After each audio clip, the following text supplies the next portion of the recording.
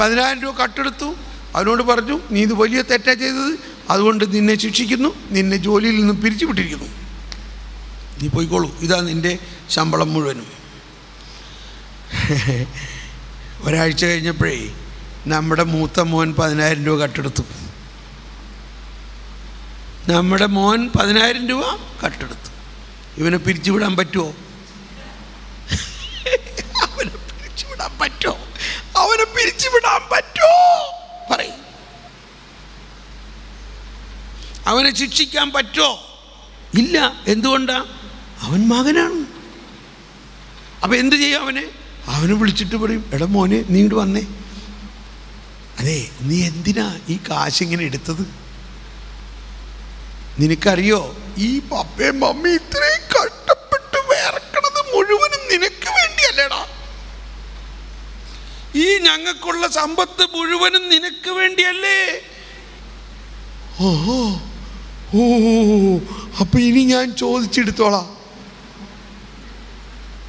ഇനി ഞാൻ കട്ടെടുക്കില്ല. കേസ് അവസാനിച്ചോ ഇല്ലയോ?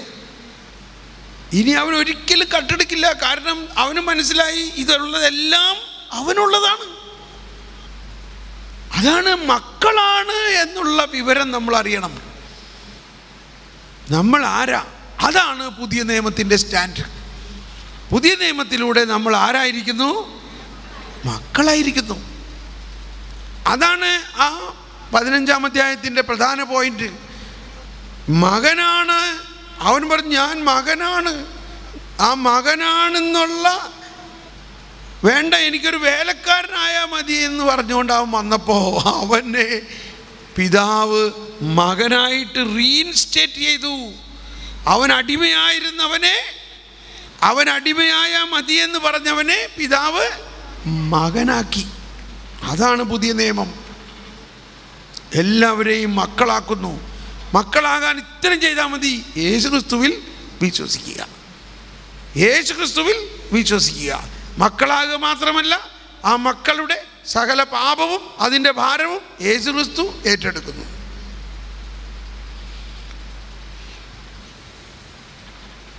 We become adopted children. We become brothers of Jesus Christ. Okay. ദൈവമേ, നന്ദി കർത്താവേ, ഞങ്ങൾ മക്കളാണ്. ഞങ്ങളെ ഒരു കാരണവശാലും ആർക്കും ശിക്ഷിക്കാൻ പറ്റില്ല. കാരണം എത്ര വലിയ പാപികളാണ് എങ്കിലും ഞങ്ങൾ അങ്ങയുടെ മക്കളാണ്. അങ്ങ് ഞങ്ങളുടെ പാപത്തിന് പരിഹാരം ചെയ്ത് കഴിഞ്ഞിരിക്കുന്നു. അങ്ങയുടെ കരുണ ഞങ്ങളിൽ നിറയുന്നത് കൊണ്ട്, അങ്ങയുടെ കൃപ ഞങ്ങളിൽ നിറയുന്നത് കൊണ്ട് ഞങ്ങൾ മേലിൽ പാപം ചെയ്യില്ല. ഞങ്ങൾക്ക് മേലിൽ പാപം ചെയ്യാൻ പറ്റില്ല.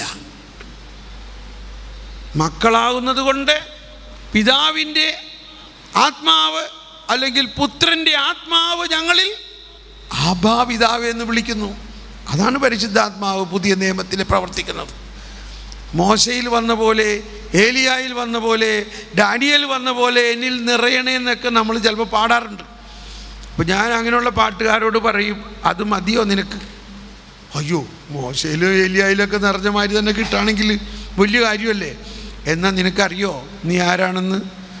നീ യേശുക്രിസ്തുവിൽ നിറഞ്ഞ പരിശുദ്ധാത്മാവ് നിറഞ്ഞിരിക്കുന്നവനാണ് നീ. മനസ്സിലാവണ്ടോ? ആണോ അല്ലയോ? അപ്പോഴാണ് അവൻ അത് അങ്ങനെ പാടിയണം.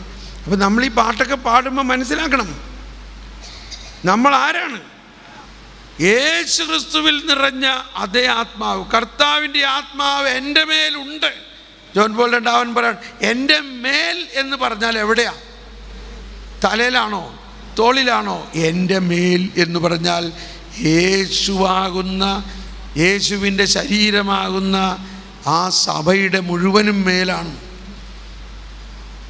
യേശുവിൽ വിശ്വസിക്കുന്ന എല്ലാവരുടെയും മേലാണ്. അതുകൊണ്ടാണ് എന്നിൽ വിശ്വസിക്കുന്നവനിൽ ഞാൻ വസിക്കും, എന്നിൽ വിശ്വസിക്കുന്നവൻ ഞാൻ ചെയ്ത പ്രവൃത്തികളെല്ലാം ചെയ്യും, ഇവയേക്കാൾ വലിയവയും ചെയ്യും. എന്തുകൊണ്ട്? എന്നിലുള്ള അതേ ആത്മാവ് തന്നെ അവനിൽ ലഭിക്കുകയാണ്. എന്നെ ഭക്ഷിക്കുകയും എന്നെ പാനം ചെയ്യുന്നവനിൽ ഞാൻ വസിക്കുന്നു. ഞാൻ ചെയ്തതൊക്കെ അവൻ ചെയ്യും.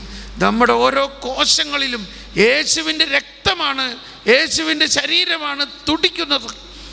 പിന്നെ നമ്മൾ അങ്ങനെ പൂർണ്ണമായിട്ട് പുത്രനായിട്ട് മാറി കഴിയുമ്പോൾ സത്യം എന്തായി?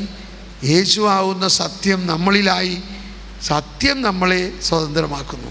നമുക്ക് പിന്നെ പാപം ചെയ്യാൻ പറ്റില്ല. എന്നിരുന്നാലും ചില ബലഹീനതകൾ അനുവദിക്കുന്നത് നമ്മൾ അഹങ്കരിക്കാതിരിക്കാനും കൃപയിൽ ആശ്രയിക്കാനും വേണ്ടിയാണ്. അതല്ലേ പൗലോസ്ലീഹ പറഞ്ഞു, ഞാൻ എത്ര പ്രാവശ്യം പ്രാർത്ഥിച്ചു ഈ മുള്ള എന്നിൽ നിന്ന് എടുത്ത് മാറ്റാൻ.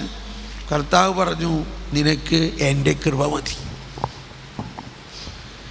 നമുക്ക് ഭക്ഷണം കഴിക്കാൻ പോകാം.